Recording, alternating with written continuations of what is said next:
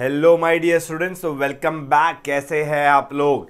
Yes, हम लोग chapter 7 पे ऑलरेडी आ चुके हैं। Business economics semester 5 TY BCom। Chapter name is agricultural finance. Agriculture के लिए भी हमें फाइनेंस की जरूरत पड़ती है। See, finance is a very vital part in any sort of production we are doing. कोई भी चीज चाहे हम लोग प्रोडक्शन कर रहे हैं तो इनपुट्स परचेज करने के लिए हम लोग को फाइनेंस की जरूरत होती है। चाहे लैंड लेना हो, लेबर लेना हो, कैपिटल लेना हो, कोई भी चीज हो, हमें इनपुट्स के लिए फाइनेंस की जरूरत होती है। तो in the same way agriculture के लिए भी हमें ऑफ कोर्स फाइनेंस की तो जरूरत पड़ती है। तो एक जो फार्मर होता है वो फाइनेंस कहां से लाता है? या तो उसने जो ऑलरेडी उसके प्रोड्यूस रहता है वो बेच के उसके पास जो पैसे आए वो, या तो फिर अपने फ्रेंड्स एंड फैमिलीज के पास से बोरो करता है, या किसी मनी लेंडर के पास से बोरो करता है, या किसी लैंडलॉर्ड के पास से लेता है। आजकल तो गवर्नमेंट की स्कीम्स भी बहुत सारी चल रही है तो वहां से बोरो करता है, या फिर नबार्ड जो national agriculture rural banking development का है उसके पास से ले रहा है, या तो फिर रीजनल रूरल बैंक्स जो होती है उनके पास से लेता है, कोऑपरेटिव सोसाइटीज होती है उनके पास से लेता है। तो ऑप्शंस तो एग्रीकल्चर में फाइनेंस के बहुत सारे हैं जो हम लोग इन डिटेल यहां पे आगे पढ़ने वाले हैं। ठीक है, तो इसमें से कुछ आंसर है जो बहुत बार आ चुके हैं, जैसे कि सोर्सेज ऑफ एग्रीकल्चर फाइनेंस जो 2018 में, 2019 में और 2023 में आ चुका है, और नॉन इंस्टीट्यूशनल जो फाइनेंस प्रोवाइड करने वाले हैं वो नवंबर 2023 में आया है। तो यस, ये इंपॉर्टेंट, काफी ज्यादा इंपॉर्टेंस रखा है ये चैप्टर के दोनों आंसर्स। ठीक है, उसके अलावा और भी हम लोग कुछ आंसर्स देखने वाले जरूर है। तो शुरू करते हैं need and classification of agricultural finance. जैसे कि मैंने आपको कहा, इंडिया में क्या, कोई भी बिजनेस करना हो, हमको प्रोडक्शन अगर करना हो तो उसके लिए इनपुट्स हायर करने के लिए फाइनेंस की तो जरूरत पड़ती है। तो एग्रीकल्चर में भी ऐसा तो नहीं है कि आपको इनपुट्स की जरूरत नहीं है, बिल्कुल आपको इनपुट्स की भी जरूरत पड़ती है। तो वो इनपुट्स लाने के लिए आपको फाइनेंस, पैसे की तो जरूरत पड़ती ही है। ठीक है, उसके लिए बहुत सारे मेथड्स आते हैं। ठीक है, कल्टीवेशन के लिए, तो वो सब चीजें डिपेंड करता है आपके फेवरेबल टर्म्स पे। इसके लिए फाइनेंस आपके लिए सबसे ज्यादा जरूरी होता है। अगर आपके पास प्रॉपर फाइनेंस अवेलेबल होता है तो आप प्रॉपर इनपुट्स ले पाओगे, आप सीड्स ले पाओगे, आप फर्टिलाइजर्स ले पाओगे, आप टेक्नोलॉजी की हेल्प से इरिगेशन प्रॉपर कर पाओगे, आप अच्छी क्वालिटी के पेस्टिसाइड्स ला पाओगे। तो उसके वजह से आपका आउटपुट का क्वांटिटी एंड क्वालिटी दोनों ही अच्छा होता है। ठीक है, एट प्रेजेंट कौन कौन है? तो NABARD, national bank for agriculture and rural development, उसके बाद regional rural banks, commercial banks, cooperative banks, ये सब लोग मिलके अलग अलग स्कीम्स के अंडर में एग्रीकल्चर को फाइनेंस करते हैं। अभी फाइनेंस की जरूरत क्या है? तो भाई देखो, दो चीजें होती है जहां पे पैसे की जरूरत पड़ती है एग्रीकल्चर मतलब फार्मर्स को। एक तो या तो उनको अपना कंजम्पशन, खुद के खान पीन, मतलब उनका घर चलाने के लिए पैसे की जरूरत है। उसके घर चलाने में उनका घर का खर्चा आ जाता है, खाने पीने, घूमने, कपड़े, ये वो सब कुछ। उसके बाद किसी का शादी हो गया, घर पे पूजा करवाया, ये किया, फलाना ढिंकाना, एवरीथिंग, कोई भी तरह का खर्चा वो आ जाता है। कंजम्पशन एक्सपेंडिचर है भाई साहब का, फार्मर का खुद का। और दूसरा, उसको खेती बाड़ी करनी है तो उसके लिए उसको सीड्स परचेज करने हैं, ट्रैक्टर लेना है, टेक्नोलॉजी कुछ लेनी है, टूल्स लेने हैं। तो छोटे मोटे जो काम होते हैं तो उसके लिए जो खर्चे होते हैं वो आ जाता है उसका अदर एक्सपेंस, मतलब वो होता है उसका प्रोफेशनल बिजनेस रिलेटेड एक्सपेंडिचर में। ठीक है, तो इसके लिए भाई साहब को पैसे की जरूरत होती है एग्रीकल्चर में। Money capital is one of the important factors in agricultural development as discussed earlier. Poverty prevents, अब गरीबी की वजह से बेचारा कल्टीवेशन ठीक से कर पाता नहीं है। तो क्वांटिटी और क्वालिटी इनपुट्स का जितना रहेगा वो किस पे डिपेंड करता है? फाइनेंशियल स्ट्रेंथ के ऊपर फार्मर की। अगर फार्मर के पास अच्छे पैसे है तो वो क्वांटिटी एंड क्वालिटी दोनों पे ध्यान दे सकता है। अच्छे क्वालिटी और अच्छी क्वांटिटी में इनपुट्स लाएगा तो जिसकी वजह से उसका रिजल्ट, आउटपुट भी अच्छा होगा। ठीक है, उसके बाद Insufficient income and inability to obtain finance on reasonable terms result in the state of indebtedness।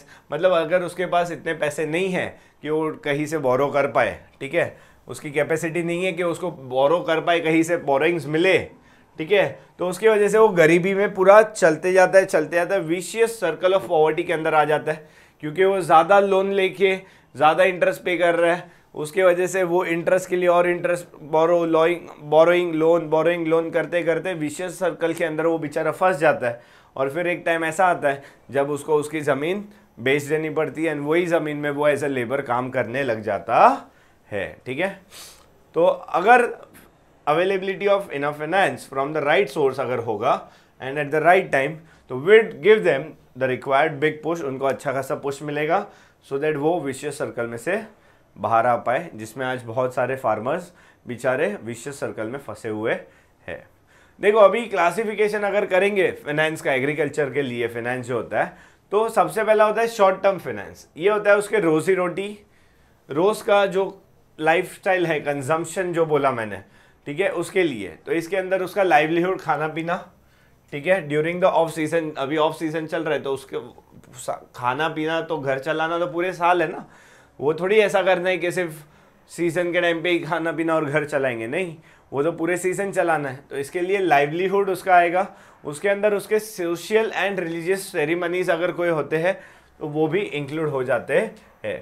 फिर दूसरा होता है उसके बिजनेस के रिलेटेड, फार्मिंग के रिलेटेड, तो उसको सीड्स खरीदना है, उसको फर्टिलाइजर्स खरीदना है, उसको फॉडर खरीदना है भेड़ बकरी कैटल्स के लिए, ठीक है, छोटे मोटे इक्विपमेंट्स खरीदने हैं सेकेंड हैंड में अगर कोई, तो ये सब चीज़ों के लिए उसके खर्चे होते हैं। बट ये होते हैं शॉर्ट टर्म के लिए। किसके लिए होते हैं ये? शॉर्ट टर्म के लिए, मतलब ये नॉर्मली 12-15 महीने के अंदर के लिए होता है, ठीक है। लेकिन जब उससे ज़्यादा के लिए होते हैं तो उसको हम लोग मीडियम टर्म बोलते हैं। क्या बोलते हैं?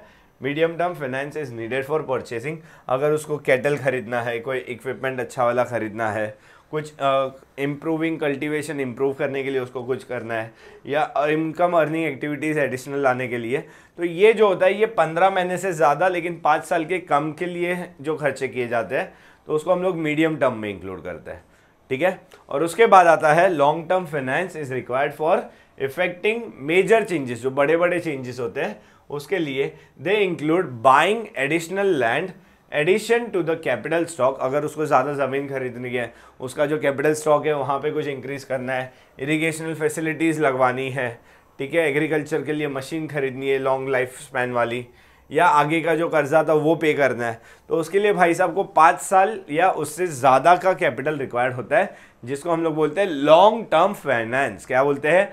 लॉन्ग टर्म फाइनेंस, ठीक है। अब आता है प्रोडक्टिव एंड अनप्रोडक्टिव एक्सपेंडिचर या फाइनेंस। प्रोडक्टिव या अनप्रोडक्टिव फाइनेंस के अंदर आता है प्रोडक्टिव, जब उसके बिजनेस फार्मिंग के रिलेटेड कोई भी खर्चा करता है, so that comes under productive. And other than farming के रिलेटेड अगर कोई चीज़ आती है, एक्सपेंडिचर वो कर रहा है, जैसे कि उसने रिचुअल्स और सेरेमनी, सोशल सेरेमनीज़ के लिए खर्चा किया है, ठीक है, खुद के घर चलाने के लिए, खुद के बेटे की शादी के लिए, या ऐसा किसी तरह का खर्चा किया, तो भले इट इज़ एसेंशियल, ज़रूरी तो है बिल्कुल, लेकिन वो आ जाता है अनप्रोडक्टिव फाइनेंस के अंदर, ठीक है। Agriculture credit can also be classified as productive and unproductive.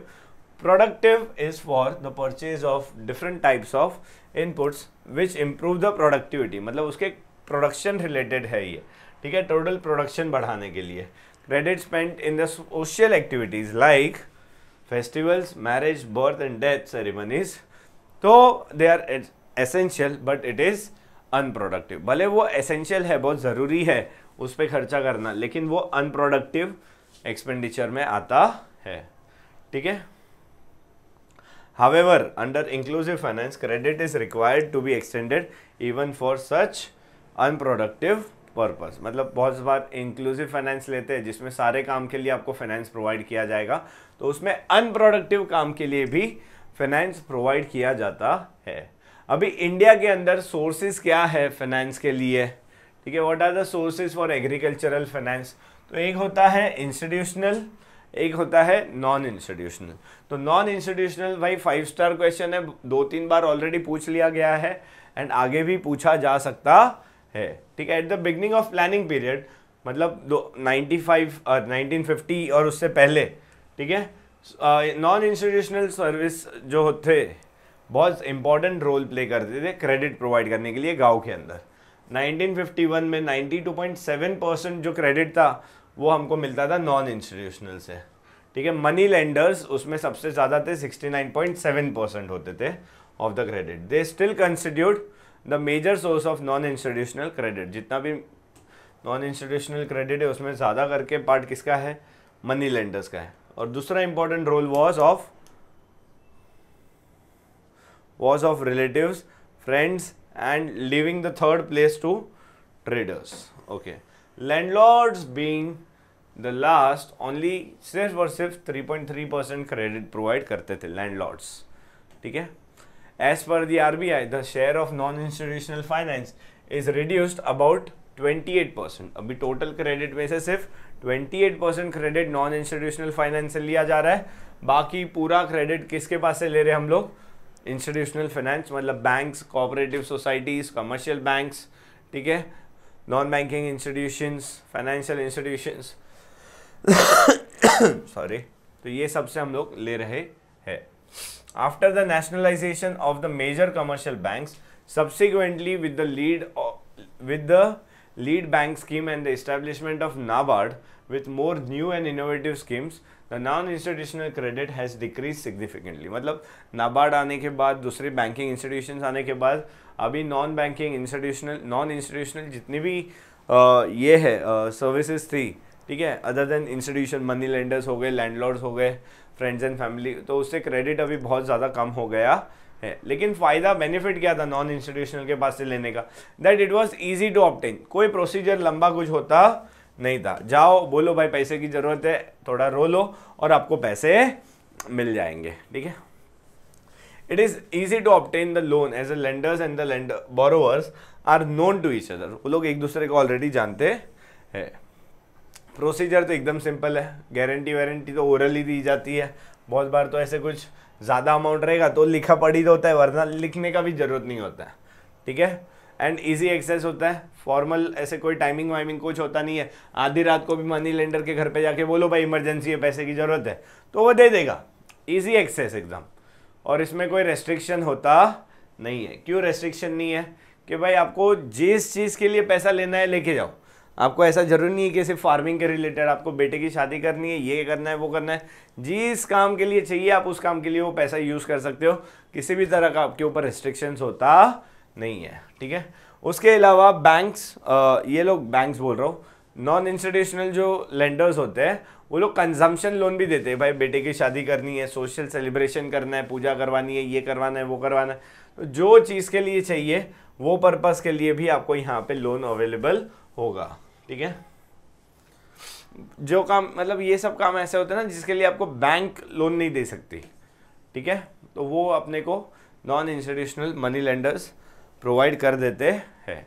लेकिन डीमेरिट्स क्या है इसके, डीमेरिट्स मतलब नुकसान क्या होता है कि ये लोग का रेट ऑफ इंटरेस्ट बहुत हाई होता है, साल का 36%, 48% तक मैंने तो देखा है कि ये लोग इंटरेस्ट रेट चार्ज करते हैं। तो रेट ऑफ इंटरेस्ट क्या होता है, एग्जॉर्बिटेंट, मतलब हद से ज़्यादा, हद से मतलब बहुत ज़्यादा, हद से ज़्यादा, ठीक है। इस charge by money lenders and others making it impossible for the farmers के वो लोग अपने पैसे कभी रिडीम ही ना कर पाए, रीपे ही नहीं कर पाएंगे, ठीक है, ऐसा हालत हो जाता है। उसके बाद आता है इंडेप्टेडनेस। अभी ये इतना ज़्यादा इंटरेस्ट होता है कि जमा होते जाएगा, होते जाएगा, होते जाएगा, और एक दिन होके ऐसा परपेचुअल बर्डन पूरा आ जाता है कि वो लोग फिर उधारी में आ जाते हैं, ठीक है, बहुत बड़ी उधारी में आ जाते हैं। इसके लिए ये इंडेप्टेडनेस मतलब एक जाल जैसा है जिसमें बेचारे फार्मर्स फंस जाते हैं, ठीक है। Loss of land and property, बहुत बार क्या होता है अगर पैसे वापस नहीं पे कर पाए तो जो लैंड या प्रॉपर्टी हम लोग ने गिरवी रखी थी वो अपने हाथ में से चले जाती है। Failure to pay the loan and interest results in the loss of land and property to the lenders of credit, ठीक है, उसको बेचारे को ज़मीन चला जाता है। तो स्मॉल और मार्जिनल फार्मर्स जो होते हैं वो लोग तो बहुत बार ऐसा ही होता है दैट वो लोग अपना पैसा रीपे कर पाते नहीं है और उनके हाथ में से उनकी ज़मीन चली जाती है। फिर ये सब में ना ब्लैंक एग्रीमेंट साइन करवा लिया, अंगूठा लगवा लिया किधर भी बिना बताए, तो ये सब मैल प्रैक्टिस बहुत होती है, ठीक है, थंब इम्प्रेशंस ले लिए, blank bond stamp paper sign कर दिया, उसका मिसयूज करके वो लोग की ज़मीन हड़प ली, प्रॉपर्टी हड़प ली, एसेट्स ले लेते हैं। तो ऐसा सब बहुत सारी चीज़ें इसके अंदर होती है। एक्सप्लॉयटेशन होता है क्योंकि उनको वहाँ पे ही उनकी ज़मीन पे फ्री सर्विस प्रोवाइड करनी पड़ती है कि भाई तूने मेरे से पैसा लिया है तो एक काम कर, मेरी ज़मीन पे काम कर फ्री में। ठीक है, लैंडलॉर्ड्स क्या करवाते हैं, फ्री में या वेरी कम प्राइस पे उनके प्रोडक्ट खरीद लेते हैं, ऐसे करके एक्सप्लॉइट करते हैं, बेचारों के साथ गलत करते हैं। ठीक है, फिर आता है बॉन्डेड लेबर, फिर बोलते हैं कि भाई काम करो, अगले 10 साल तक इधर काम करो तो तुम्हारा सब जितना भी कर्जा है पूरा माफ़ कर देंगे, 10 साल 15 साल 20 साल। ठीक है, गुलामी जैसा काम करवाते हैं उधर। ठीक है, इज द रिजल्ट ऑफ इंडेप्टेडनेस, बेचारे पैसे नहीं दे पाते, इसके लिए जनरेशन की जनरेशन सब उधर ही काम करती रहती है और फिर वो लोग उसमें ही बेचारे आगे आ पाते नहीं है। ठीक है, तो ये सब तरह की मेल प्रैक्टिसेस इसके अंदर तो होती है। ठीक है, उसके बाद आता है इंस्टीट्यूशनल क्रेडिट। अभी गवर्नमेंट ने कुछ इंस्टीट्यूशंस बनाई है जो हमको एग्रीकल्चर के लिए क्रेडिट प्रोवाइड करती है, जिसके अंदर आता है NABARD.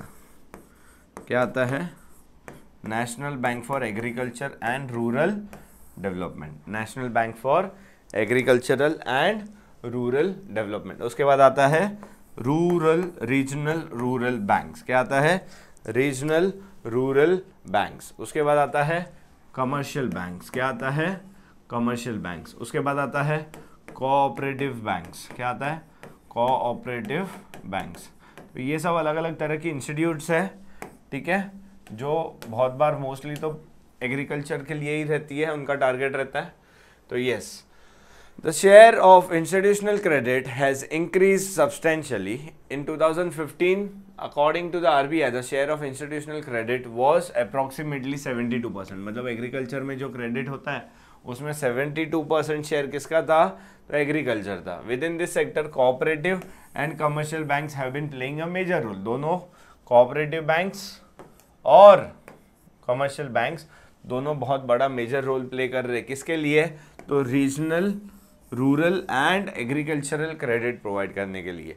Late us discuss in brief the major sources of the institutional credit. कौन कौन सी चीज़ें आती है इंस्टीट्यूशनल क्रेडिट के अंदर। ठीक है, तो स्ट्रक्चर दिया हुआ है यहाँ पे कि इंडिया में क्रेडिट सिस्टम कौन सा चल रहा है एग्रीकल्चर के लिए। ठीक है, सो यस, नाबार्ड देखो सबसे ऊपर तो गवर्नमेंट ऑफ इंडिया है और आरबीआई है। दोनों मिलके क्यों काम कर रहे हैं, क्योंकि आरबीआई के अंडर में तो सारे फाइनेंस के रिलेटेड जितने भी लोग हैं ये सब चीज़ें आएंगे, लेकिन गवर्नमेंट ऑफ इंडिया भी पर्सनली लुक आफ्टर कर रहा है क्योंकि यहाँ पे फार्मर्स इन्वॉल्व है। और देखो दोस्तों, फार्मर्स है ना, आजकल बहुत सेंसिटिव केस होता जा रहा है अपना, कि इंडिया में एग्रीकल्चर बेस्ड अपन कंट्री है, तो अपने लिए सबसे इम्पोर्टेंट होता है कि भाई अपन फार्मर्स का बहुत ज़्यादा ध्यान रखें, क्योंकि अपने मेजर पॉपुलेशन अपना फार्मिंग के अंदर इन्वॉल्व है। ठीक है, ये आ गया अभी अपना NABARD, national bank for agriculture and rural development, national bank for agriculture and rural development. ठीक है, ये आता है इसके अंडर में। अभी ये लोग क्या बोल रहे हैं, एक होता है हमारा कमर्शियल बैंक्स। कमर्शियल बैंक्स हम लोग ने बैंक चैप्टर के अंदर पढ़ा, अपना सपना मनी मनी, भाई ये लोग तो प्रॉफिट के लिए आए हैं। किसके लिए आए हैं, प्रॉफिट के लिए आए। लेकिन ये लोग को नाबार्ड ने स्ट्रिक्ट डायरेक्शन दिया है कि भाई प्रायोरिटी सेक्टर, कौन सा सेक्टर, प्रायोरिटी सेक्टर में आपको क्रेडिट प्रोवाइड करना है। तो फार्मिंग जो है वो प्रायोरिटी सेक्टर में आता है। ठीक है, उसके बाद आते हैं रीजनल रूरल बैंक्स। ये एक अलग तरह के बैंक्स बनाए गए हैं सिर्फ कुछ रीजन्स में, गांव साइड एरिया में, जो सिर्फ और सिर्फ वो रीजन के डेवलपमेंट के लिए एंड एग्रीकल्चर के डेवलपमेंट के लिए, छोटे छोटे बिजनेस के लिए, उसके लिए फंड्स प्रोवाइड करेगा। तो ये आता है हमारा रीजनल रूरल बैंक्स। क्या आता है, रीजनल रूरल बैंक्स। उसके बाद आता है rural cooperative society credit institution. अभी ये कोऑपरेटिव सोसाइटी होती है रजिस्टर्ड अंडर द कोऑपरेटिव, लेकिन ये गांव में क्रेडिट प्रोवाइड करने के लिए रहता है। ठीक है, इसके अंदर दो चीज़ें आती है उनका, एक होता है लॉन्ग टर्म स्ट्रक्चर और एक होता है शॉर्ट टर्म क्रेडिट स्ट्रक्चर। दोनों में अपने अपने हिसाब से ये लोग प्रोवाइड करते हैं। उसके अंदर लॉन्ग टर्म के लिए कौन सी चीज़ें आती है, तो स्टेट कोऑपरेटिव बैंक्स होती है, agriculture and rural development banks होती है। लेकिन शॉर्ट टर्म के लिए स्टेट कोऑपरेटिव बैंक्स सिर्फ होती है, ठीक है। Agriculture and rural development short term के लिए आती नहीं है। सो ये लोग का primary cooperative, agriculture and rural development banks यहाँ पे आता है, जो क्रेडिट प्रोवाइड करती है। यहाँ पे प्राइमरी एग्रीकल्चर क्रेडिट सोसाइटीज़ होती है, ठीक है, जो हमको यहाँ पे क्रेडिट प्रोवाइड करती है, ठीक है। The amount of credit supplied by 3 institutional sources is given below in the table 7.1। देखो कोऑपरेटिव बैंक्स ने 1970 में कितना क्रेडिट प्रोवाइड किया था कितना क्रेडिट, 77, ठीक है। कितना दिया था, 77। 1980 में वही कितना हो गया था, 55.9, ठीक है। और आज की तारीख में ये देखो कोऑपरेटिव बैंक्स की बात कर रहा हूँ दोस्तों, किसकी बात कर रहा हूँ, कोऑपरेटिव बैंक्स। और उसके सामने अभी देखेंगे हम लोग रीजनल रूरल बैंक्स और कमर्शियल बैंक्स, ठीक है। तो सबसे ज़्यादा शेयर किसका बढ़ गया, अपना कमर्शियल बैंक का बढ़ गया। कितना हो गया है, 75.6। कितना हो गया है, 75.6। मतलब ये परसेंटेज में है दोस्तों, कि हम लोग देखेंगे कि जितना भी क्रेडिट मार्केट में दिया जा रहा है उसमें 75.6% क्रेडिट कौन दे रहा है अपने को, तो यस कमर्शियल बैंक के थ्रू आ रहा है, ठीक है। तो ये बहुत ज़्यादा जरूरी हो गया है। The about table tells us that the total institutional credit in 2021, ठीक है,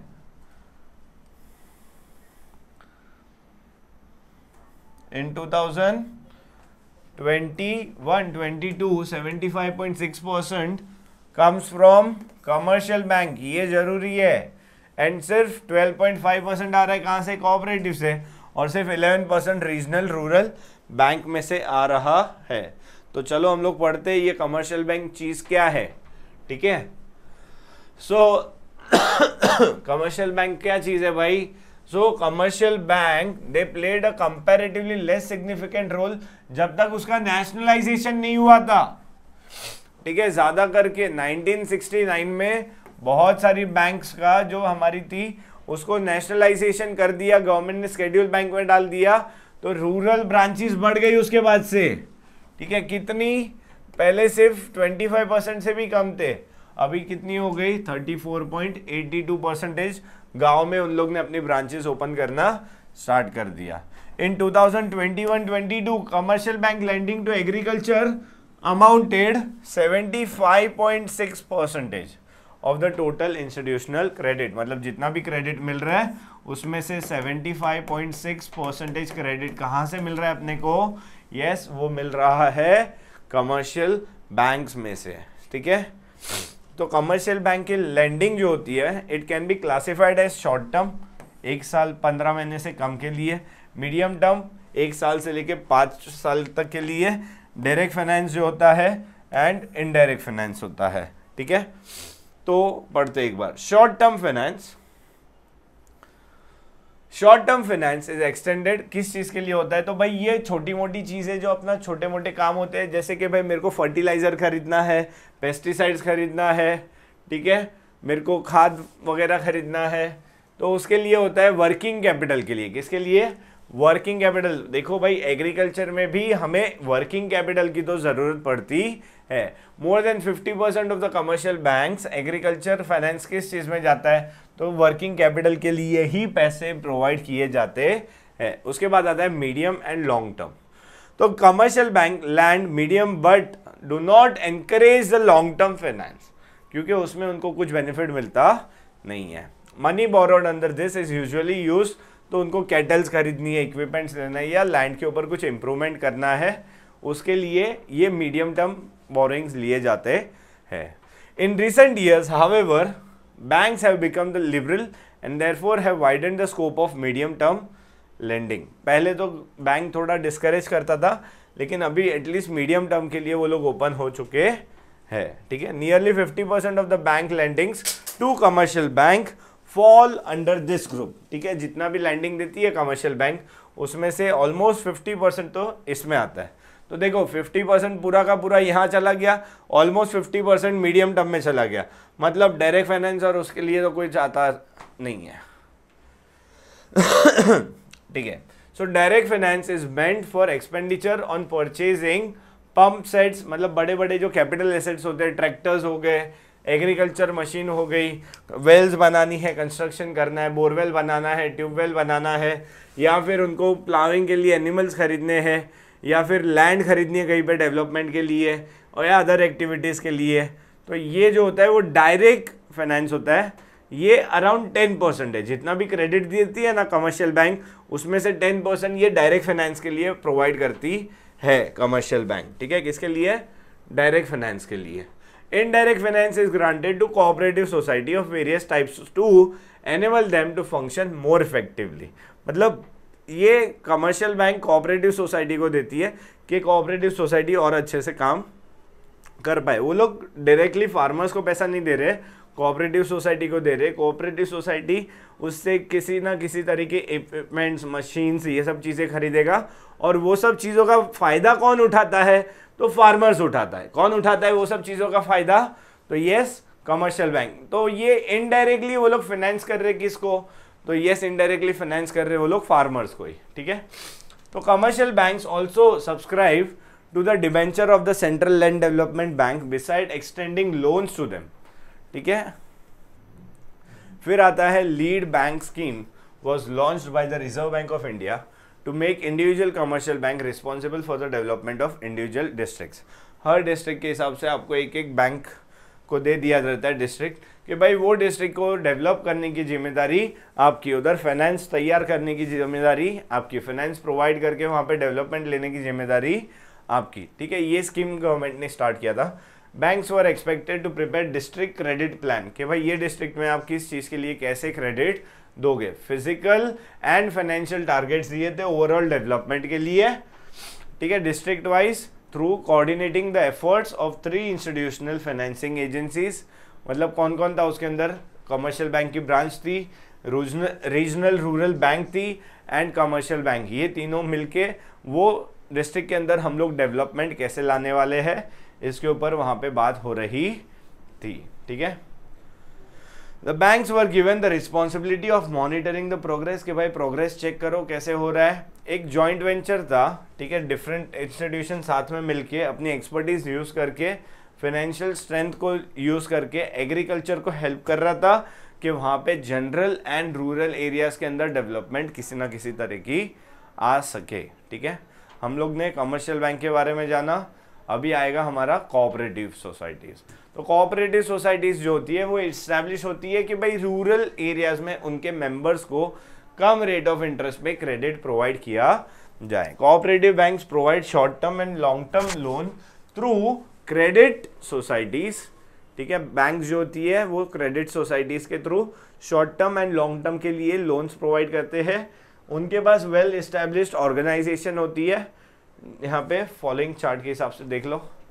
तो देखो ये एक कोऑपरेटिव सोसाइटी कैसे होता है, तो एक स्टेट कोऑपरेटिव सोसाइटी होता है, सेंट्रल कोऑपरेटिव बैंक होता है, ये हर स्टेट लेवल पे होता है, ये डिस्ट्रिक्ट लेवल पे होता है।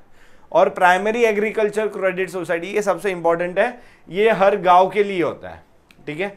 और वो लोग क्या करते हैं, शॉर्ट टर्म और मीडियम टर्म के लिए क्रेडिट प्रोवाइड किया जाता है। उसके बाद आता है स्टेट लैंड डेवलपमेंट बैंक्स, जो स्टेट लेवल पे होता है। उसके बाद होता है primary land development banks, this is at both the level, district level and village level पे होता है। ये बेसिकली सिर्फ और सिर्फ लॉन्ग टर्म के लिए क्रेडिट प्रोवाइड करता है। जब आपको मशीन्स एक्वायर करनी है, लैंड एक्वायर करना है, लैंड के ऊपर कुछ बड़ा चेंजेस करवाने हैं या उसके लिए होता है, तो यहाँ पे स्टेट लैंड डेवलपमेंट बैंक्स होती है जो ये प्रोवाइड करती है, ठीक है। चलो एक बार देखते हैं हम लोग short and medium term credit. State cooperative banks are the apex, सबसे ऊपर स्टेट लेवल पे है, सबसे ऊपर कोऑपरेटिव सोसाइटीज के अंदर सबसे ऊपर सबसे जरूरी बैंक आती है, एससीबी बोला जाता है इसको। क्या बोला जाता है? एससीबी, ठीक है, स्टेट कोऑपरेटिव बैंक्स। ये तुम लोग को एग्जाम में डायरेक्टली ऐसे भी पूछ लेंगे, एससीबी क्या होता है, तो यस एससीबी ऐसे करके हम लोग को ये देख लेना है, ठीक है।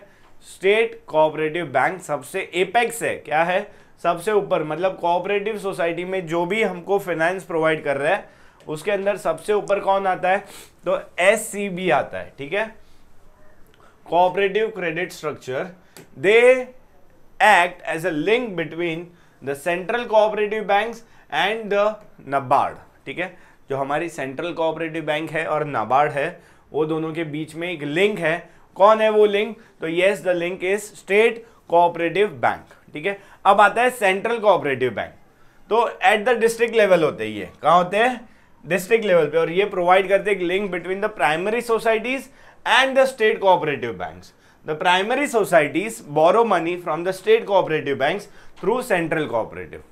क्या कर रहे हैं हम लोग, प्राइमरी और स्टेट के बीच में एक लिंक है, प्राइमरी के पास से पैसे लेते लेकिन किसके थ्रू, स्टेट कोऑपरेटिव के थ्रू, ठीक है, समझ में आया।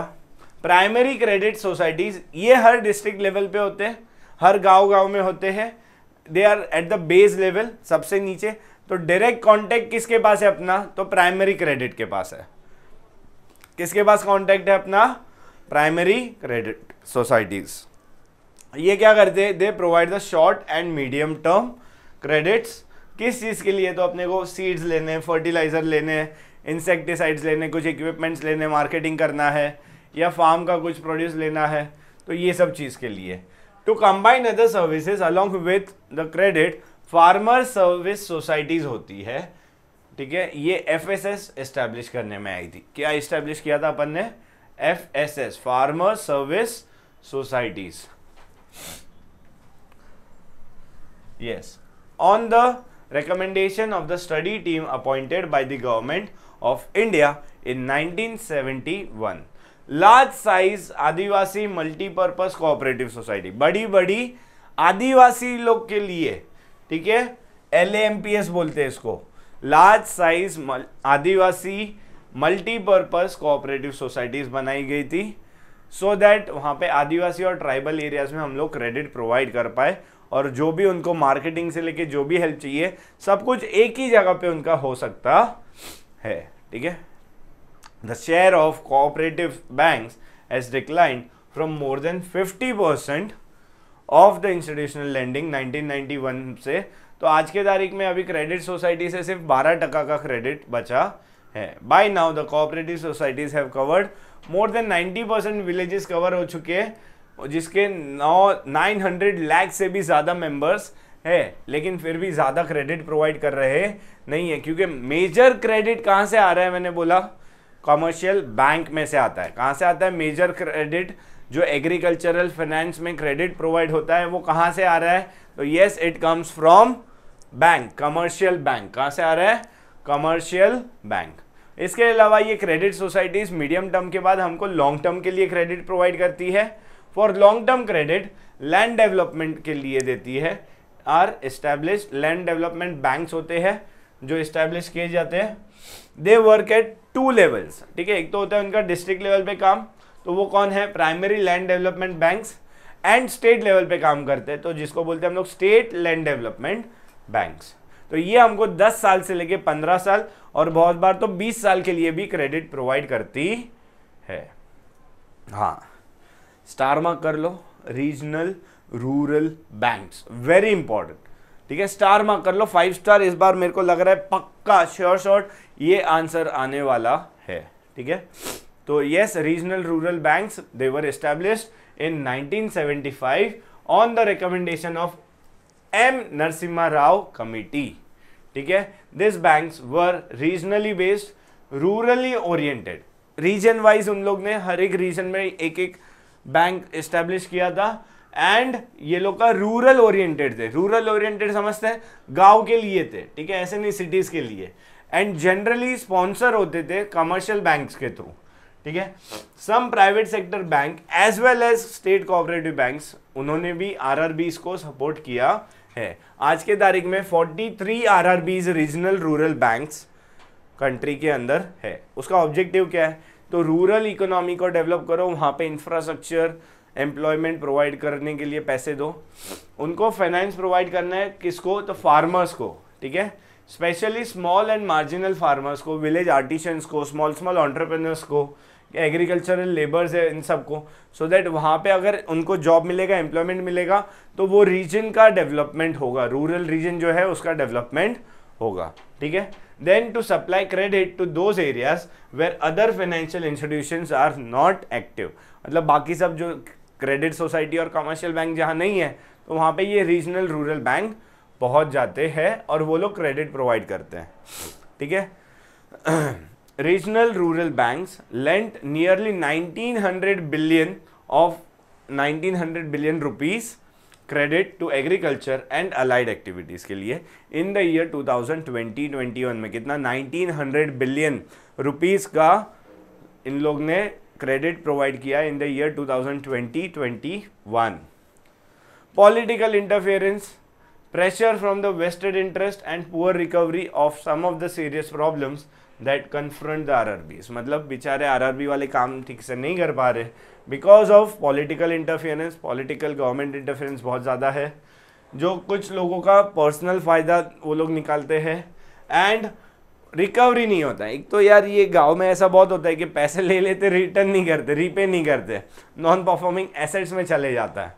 तो ये सब प्रॉब्लम्स के होने की वजह से क्या हो गया कि भाई बेचारे थोड़े पीछे पड़ गए, रीजनल रूरल बैंक्स इतने ज़्यादा एक्टिव अभी नहीं हो रहे, ठीक है।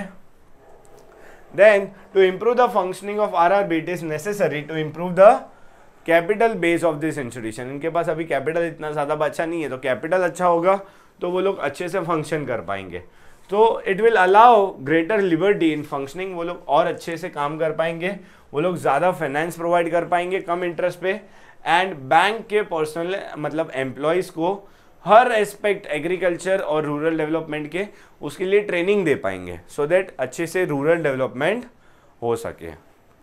Short term loans continue to dominate the regional rural banks lending, its share in the total market is leading steadily increasing. Okay, lending का जो उनका शेयर है रीजनल रूरल बैंक का शॉर्ट टर्म लोन्स में अच्छे से बढ़ रहा है। इसके बाद आता है रीसेंट मेजर्स, गवर्नमेंट ने क्या मेजर्स लिए हैं सो दैट हम लोग एग्रीकल्चर को फाइनेंस और अच्छे से प्रोवाइड कर पाए। So government has taken several measures for improving the flow of agricultural credit.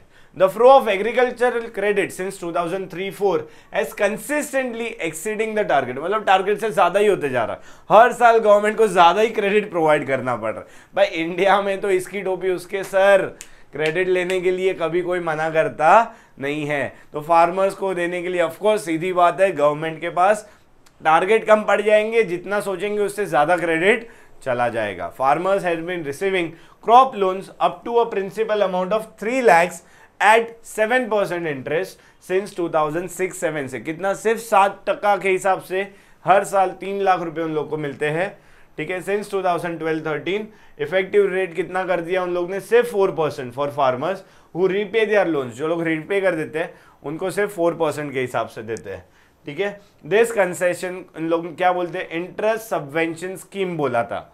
ये स्कीम का नाम क्या दिया था, इंटरेस्ट सबवेंशन। भाई आप पैसे हमारे लौटा दो, हम आपको और कम रेट ऑफ इंटरेस्ट पे पैसे देंगे, ठीक है। गवर्नमेंट को पैसे नहीं मिल रहे थे, इसके लिए गवर्नमेंट ने ये सब स्टार्ट किया, ठीक है। Post harvest loans were granted against negotiable warehouse, मतलब अगर आपका हार्वेस्ट हो गया, अभी आपने अपने क्रॉप्स को रख तो दिया है वेयर हाउस में, लेकिन वेयर हाउस की जो भी फीस पे करनी है, जब तक आपके वो गुड्स बिक नहीं रहे तब तक के लिए भी आपको पैसे की ज़रूरत है, तो वो एक नेगोशिएबल बिल लेडिंग बोलते हैं, लेडिंग बिल बोलते हैं, ठीक है। वेयर हाउस का आपको मिलता है, वो आप दो, उसके अगेंस्ट में आपको पैसे मिलेंगे, ठीक है। तो ये भी एक गवर्नमेंट ने निकाला था, ठीक है, कमर्शियल रेट ऑफ इंटरेस्ट में मिलता था। ये क्यों था कि भाई डिस्ट्रेस सेल ना हो जाए। बहुत बार क्या होता है, बेचारे फार्मर्स है ना, पैसे नहीं है, पैसे के चक्कर में डिस्ट्रेस सेल कर देते, तो आप एक काम करो, आपको हम पैसे देते हैं very come rate of interest पे, लेकिन आपका अगर क्रॉप्स रेडी हो गया तो उसके लिए, ठीक है। उसके बाद आता है the government is implementing a revival package for short term rural cooperative credit structure involving a financial outlay more than 13 crore से ज़्यादा गवर्नमेंट ने इसके ऊपर खर्चा किया है, क्रेडिट जो कोऑपरेटिव सोसाइटीज थी उसके ऊपर, कि भाई इनको रिवाइव करो तो एटलीस्ट हमारे एग्रीकल्चर में फार्मर्स को फाइनेंस ठीक से प्रोवाइड हो पाएगा, ठीक है। As a safeguard against the risk arising out of weather changes, natural disasters and uncertainty in output prices, government has introduced a number of crop insurance scheme निकाली है, ठीक है, जहां पे अगर कोई कैलामिटी आ गया या किसी भी रीजन से क्रॉप में फेलियर होता है तो भी हमारे फार्मर्स को नुकसान नहीं होना चाहिए, उसके लिए इंश्योरेंस बहुत सारी पॉलिसी गवर्नमेंट ने निकाली है। इसी के साथ हमारा ये आंसर यहाँ पे ख़त्म होता है। अगर आपको वीडियो अच्छी लगी हो तो चैनल को लाइक करो, शेयर करो एंड सब्सक्राइब करो। See you all in next class. Thank you so much students.